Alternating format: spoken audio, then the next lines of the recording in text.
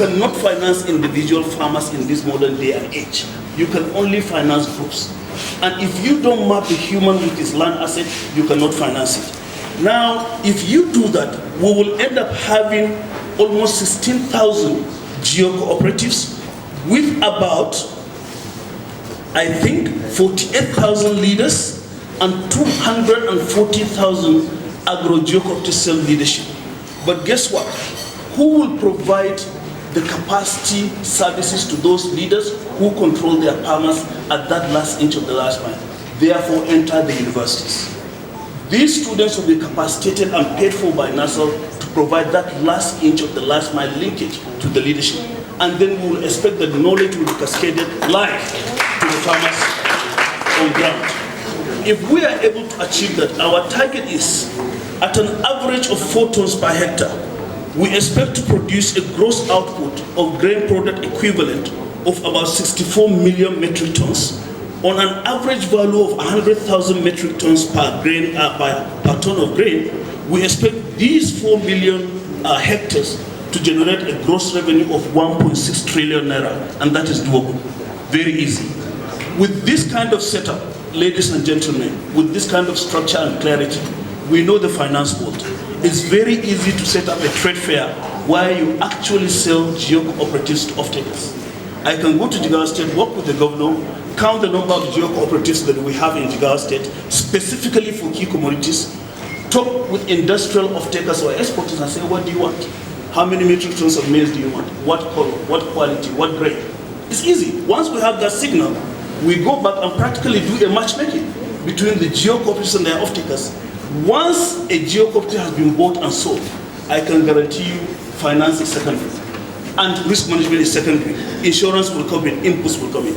And this is the kind of approach. Now, this is a very uniquely important approach because we have to have a very attractive way of bringing a new generation of farmers into agriculture and agribusiness. We all know what will happen to our population.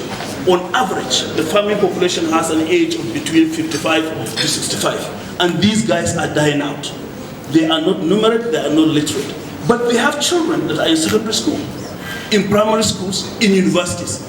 These children are what we need to catch young, capacitate and replace. But you cannot put them into agriculture full of drudgery, hoe and cattle. You have got to have a technology-driven agriculture, controlled environment agriculture, urban and peri-urban agriculture, all these kind of technologies that rely on machines to do the work for them. So this is the approach. Now, I want to commend the organizers of this workshop, particularly ARDP, for providing the crucial core through which we will gain this global exposure to agricultural best practices. I also wish to thank the Forum for Agricultural Research in Africa, FARA, for accepting to be the convener through which we will be tapping the depth of this South-South initiative between Nigeria, Brazil, and other countries in the South-South framework. I thank the governors and all the executive representations here for your commitment to agricultural development, which will lead to financing and investment. I acknowledge in a special way the governors of Jigawa State for their forward thinking in keying into the FARA bouquet of initiatives. I also express my gratitude to the Kaduna State government for hosting this workshop and maintaining the standard of the state as a center of learning, thus serving as a reference point for capacity building, innovation, and development.